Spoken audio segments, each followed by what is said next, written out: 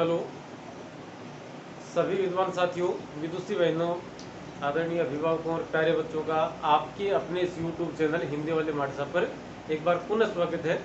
मैं अभिनव सर्वा राजस्थान माध्यमिक शिक्षा विभाग की तरफ से हिंदी के अध्यापक के तौर पर झुंझुनू जिले में सेवारत हूँ।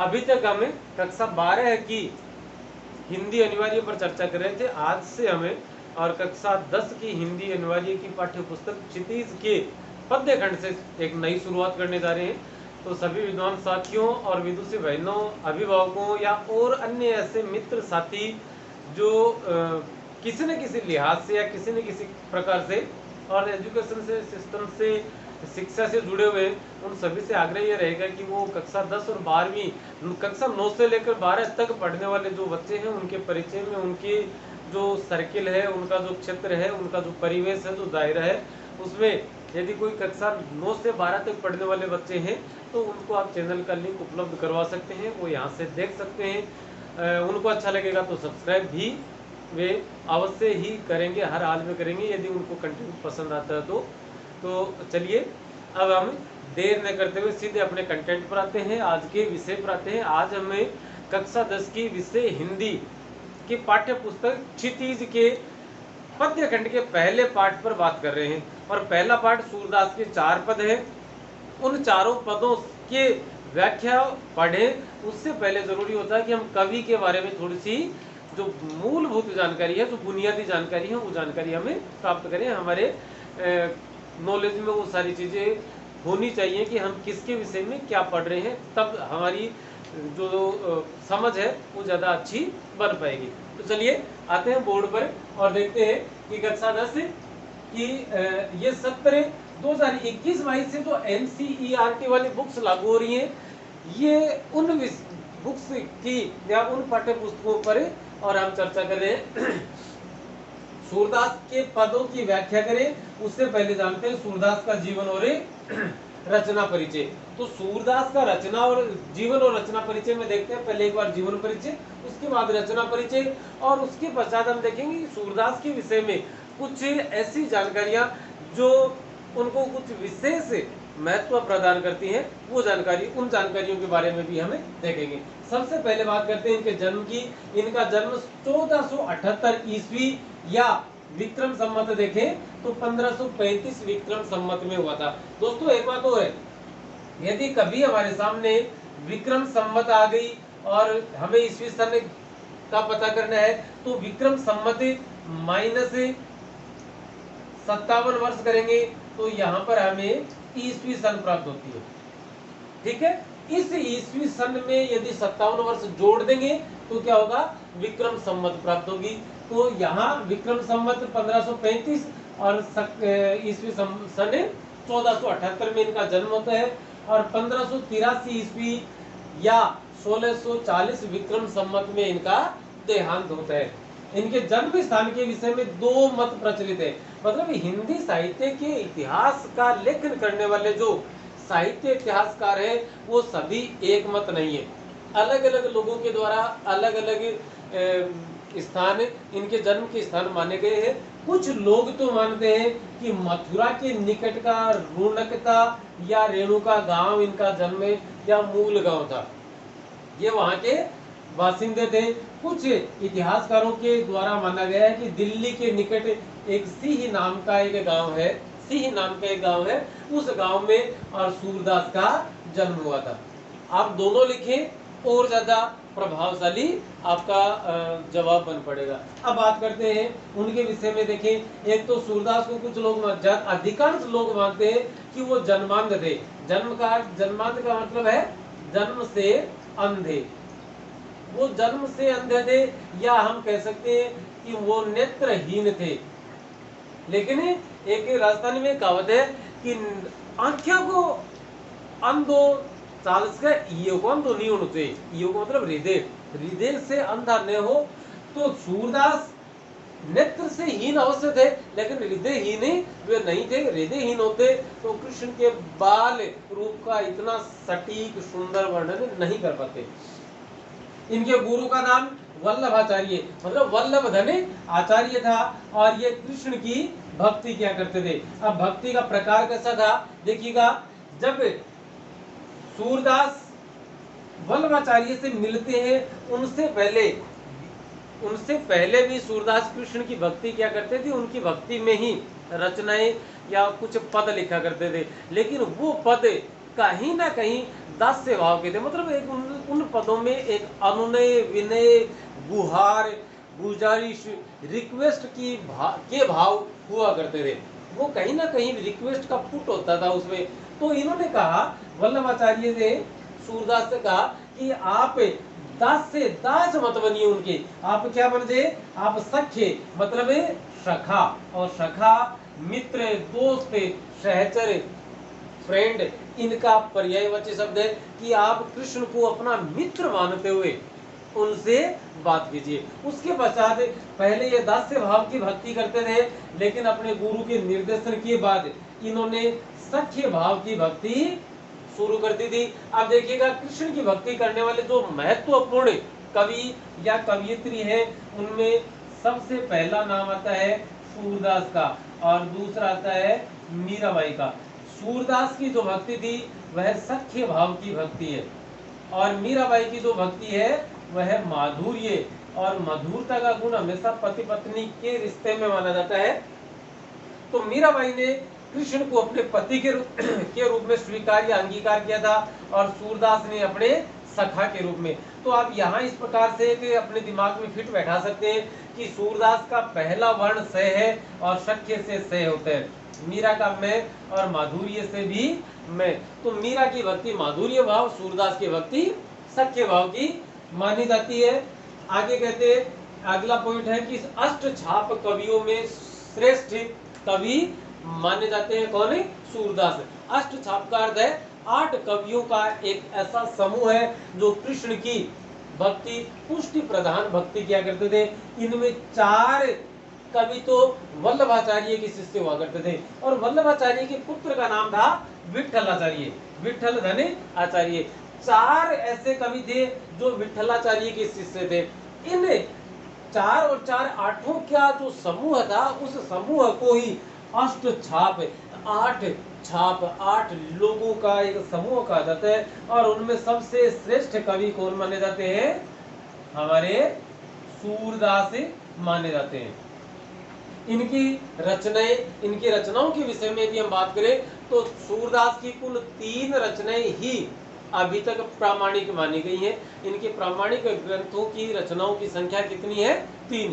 पहली सूरसागर, साहित्य लहरी और सूर सारावली। सूरसागर इनकी प्रसिद्धि का मतलब ये आप माने कि साहित्य लहरी और सूर सारावली नहीं भी लिखते सूरदास से, तो अकेले इस सूर सागर के बल पर, इस अकेले के दम पर वो इतने प्रसिद्ध हो जाते कि हम आज भी कक्षा 10 या 12 में उन्हें पढ़ रहे होते। साहित्य लहरी और सूर सागर इनकी प्रधान रचनाएं नहीं है, सबसे महत्वपूर्ण जो रचना है वह सूर सागर मानी जाती है। तो सूर सागर इनकी प्रसिद्धि का शिखर, प्रसिद्धि के शिखर पर ले जाने का कार्य किसने किया, सूरदास को, इस सूर सागर ग्रंथ ने। अब हालांकि साहित्य लहरी और सूर सारावली भी बुरी नहीं है, लेकिन इसकी बजाय कहीं ना कहीं कमजोर पड़ती है। और काव्य की भाषा ब्रज। एक और खास बात है, कृष्ण भी विष्णु के अवतारों में 2 नाम माने जाते हैं, एक तो राम और एक कृष्ण। राम की भक्ति करने वाले सबसे महत्वपूर्ण कवि का नाम है तुलसीदास, कि राम को आराध्य, राम को अपना इष्ट मानकर जो रचनाएं जिस कवि ने की, उस कवि का नाम है तुलसीदास। कृष्ण को अपना इष्ट या आराध्य मानकर रचना करने वाले सबसे श्रेष्ठ जो कवि हैं उनका नाम है सूरदास। अब राम का जन्म माना जाता है अयोध्या में। अयोध्या को हम अवध भी कहते हैं। अयोध्या को क्या कहते हैं, अवध भी। और अवध कहते हैं, अवध कहते हैं तो अवध प्रदेश में बोली जाने वाली जो भाषा है उसे अवधी भाषा के नाम से अभिहित या जाना जाता है, अभिहित किया जाता है या जाना जाता है। कृष्ण, सूरदास किसकी भक्ति करते हैं, कृष्ण की। कृष्ण का जन्म मथुरा में हुआ माना जाता है, और मथुरा वृंदावन के आसपास का जो क्षेत्र है उस क्षेत्र को ब्रज बोलते हैं। और ब्रज क्षेत्र में बोली जाने वाली जो भाषा है वह कौन सी भाषा है? वह ब्रज भाषा है। तो सूरदास ने अपनी रचना लिखने के लिए किस भाषा को सबसे अधिक किस भाषा का प्रयोग किया? ब्रज भाषा का। तुलसीदास ने हालांकि ब्रज में भी प्रयोग किया, ब्रज में भी इनकी रचनाएं हैं और अवधि में भी है, लेकिन तुलसीदास की जो प्रसिद्धि है उस प्रसिद्धि का कारण है उनकी रामचरितमानस, तुलसीदास के द्वारा लिखी गई रामायण। एक तरह से रामायण नाम का ग्रंथ वाल्मीकि के द्वारा लिखा गया था, लेकिन तुलसीदास के द्वारा भी एक ऐसी पुस्तक, एक ऐसा ग्रंथ लिखा गया जिससे आप तुलसी के द्वारा लिखी गई रामायण मान सकते हैं। तो वो जो रामायण है या वो जो रामचरितमानस है वह अवधी भाषा में लिखी गई थी, इसलिए तुलसीदास की भाषा अवधी मानी जाती है।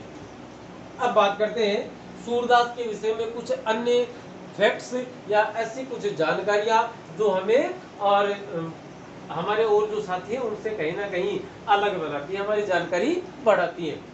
सूरदास को वात्सल्य रस का सम्राट कवि कहा जाता है। वत्सल, देखिएगा, वत्स कहते हैं पुत्र को, वत्स किसे कहते हैं? पुत्र को। और पुत्र या बेटा या बेटी मतलब संतान, इस संतान के विषय में अनुपम विवरण करने वाले कवि यदि कोई है तो वो तुलसीदास है। और संतान का विषय का मतलब छोटे बच्चे के रूप में, कृष्ण के बाल रूप, छोटे बच्चे जब कृष्ण थे उस समय का जो वर्णन कवि सूरदास के द्वारा किया गया है। ऐसा माना जाता है कि कोई नेत्रहीन व्यक्ति ऐसा कैसे कर सकता है? मैं अभी बात हम कर रहे थे कि नेत्रहीन हो सकते हैं, हृदयहीन नहीं होना चाहिए। तो कवि सूरदास वो नेत्रहीन थे लेकिन हृदयहीन नहीं थे, और हृदयहीन न होने के कारण से उन्हें वात्सल्य रस का सम्राट कहा जाता है, कहा जा सके ऐसी रचनाएं उन्होंने प्रस्तुत की। इनकी रचनाओं में वात्सल्य रस, श्रृंगार रस एवं भक्ति रस की प्रधानता देखने को मिलती है। कौन से? वात्सल्य, श्रृंगार और भक्ति रस। अब देखिए एक छोटी सी बात है, मैं यहाँ लिख रही हूँ बातें। श्रृंगार जो शब्द है, जैसे श्रम है, जैसे श्रम है या श्रवण है, श्रम और श्रवण दोनों ये सही है, श्रमिक भी इसी प्रकार से लिखा जाएगा। लेकिन यदि आपको श्रृंगार शब्द लिखना है तो इस प्रकार से हमें लिखना पड़ेगा। श्रृंगार का यह शुद्ध रूप है, और कई लोग इस प्रकार से कर देते हैं। तो 10वीं क्लास के जो बच्चे देख रहे हैं उन बच्चों के लिए बेटा मेरा आपसे विशेष निवेदन रहेगा कि आप इस प्रकार से नहीं लिखें, यह वर्तनी पूर्ण रूप से अशुद्ध है। शुद्ध वर्तनी इसकी यही है, और शुद्ध वर्तनी कैसे है इसके विषय में कभी अलग से कोई वीडियो जारी करेंगे, उस पर बात करेंगे। आचार्य रामचंद्र शुक्ल, आप नाम याद रखिए इनका, आचार्य रामचंद्र शुक्ल, या सिर्फ आचार्य शुक्ल भी लिख देंगे तो भी आपके जो परीक्षक हैं वो इनसे भली भांति परिचित है तो पहचान लेंगे। ने इन्हें हिंदी साहित्य के इतिहास रूपी आकाश का क्या मन है? सूर्य मन है। मतलब हिंदी एक यदि आकाश हो तो उस आकाश में अलग अलग कवि, वो सूर्य है, कोई चंद्रमा है, कोई तारे हैं, अलग अलग यदि इनको उनकी कृतियों, उनकी रचनाओं, उनकी उपलब्धियों और उनके द्वारा परोसे गए या पेश किए गए साहित्य के माध्यम से यदि उनको अलग अलग नाम दिया जाए तो सूरदास के लिए आचार्य रामचंद्र शुक्ल ने एक नाम निकाल रखा और वो नाम था सूर सूर तुलसी ससी। उन्होंने आकाश का सूर्य कहा जाता है, और सूर सूर तुलसी ससी उड़ुगन के शब्दास, आज के कवि खद्योत समय जह तह करत प्रकाश, वो अलग दुआ है। तो सूर सूर मतलब सूरदास सूर्य के समान है, तुलसीदास चंद्रमा, शशि कहते हैं चंद्रमा को, वो चांद के समान चमकने वाले हैं। तो और अब बात आती है कि सूरदास के गुरु वल्लभाचार्य के पुत्र ने इन्हें किस नाम से पुकारा या क्या कहा? जब 1583 ईस्वी में इनका देहांत होता है तो विठलाचार्य कहते हैं कि पुष्टि मार्ग का जहाज जा रहा है, जिसे जो कुछ लेना है वो ले ले। कि पुष्टि मार्ग का जहाज जा रहा है, जिसे जो कुछ लेना है वो ले ले, इनसे जहाज से उतार ले। तो पुष्टि मार्ग का जहाज किसे कहा जाता है? देखिएगा प्रश्न बनता है कि पुष्टि मार्ग का जहाज किसे कहा जाता है? तो सूरदास को कहा जाता है। यह नाम किसने दिया? विठलाचार्य ने दिया। विठलाचार्य कौन थे? वल्लभाचार्य के पुत्र थे। वल्लभाचार्य कौन थे? सूरदास के गुरु थे। अब सूरदास के गुरु का नाम क्या था? तो वल्लभाचार्य था। मतलब दोनों तीनों प्रकार से वही बात कि सूरदास के गुरु का नाम वल्लभाचार्य। वल्लभाचार्य कौन थे? गुरुजी आप बात तो मैंने बताई को नहीं, बताने की जरूरत नहीं है। नरेंद्र मोदी कौन है? भारत के प्रधानमंत्री। भारत के प्रधानमंत्री कौन है? नरेंद्र मोदी। दोनों तरह से हमें समझना है, न कि रटना। तो सूरदास के गुरु वल्लभाचार्य। वल्लभाचार्य कौन थे? तो सूरदास के गुरु थे, जिनके निर्देशन पर या जिनके मार्गदर्शन के बाद और सूरदास ने सख्य भाव की भक्ति शुरू कर दी थी। तो चलिए दोस्तों, आज की इस कक्षा में फिलहाल इतना ही, अभी विराम देते हैं और अगली कक्षा में कक्षा 10 के पहले पाठ, हिंदी के पहले पाठ सूरदास के पद, उन पदों पर हम एक एक पद पर अलग अलग चर्चा करेंगे। 4 अलग पार्ट में हैं, 4 पद हैं तो 4 वीडियो बनेंगे, फिर एक सामूहिक वीडियो उनका और बनाकर और एक तुरंत व्याख्या आपके सामने प्रस्तुत की जाएगी। उसके बाद कक्षा 10 की क्षितिज की पाठ्य पुस्तक के जो आगे के प्रश्न है, उन प्रश्नों के उत्तर आपके सामने रखे जाएंगे और उसके बाद परीक्षा के लिहाज से जो हमें लगेगा कि ये कुल मिलाकर ठीक ठाक है, परीक्षा में पूछे जाने योग्य प्रश्न है, उन प्रश्नों को हम आपके सामने पेश करने का पूरा प्रयास करेंगे। तो दोस्तों, आपका अपना ही चैनल है, जुड़े रहें, अच्छा लगे सब्सक्राइब करें, वीडियो देखें और अपने दोस्तों, अपने स्टूडेंट्स, अपने परिचित लोगों के साथ इसे शेयर करें। अब जब तक हम अगला वीडियो लेकर आए तब तक के लिए अनुमति दीजिए। नमस्ते, शुक्रिया, धन्यवाद आपका।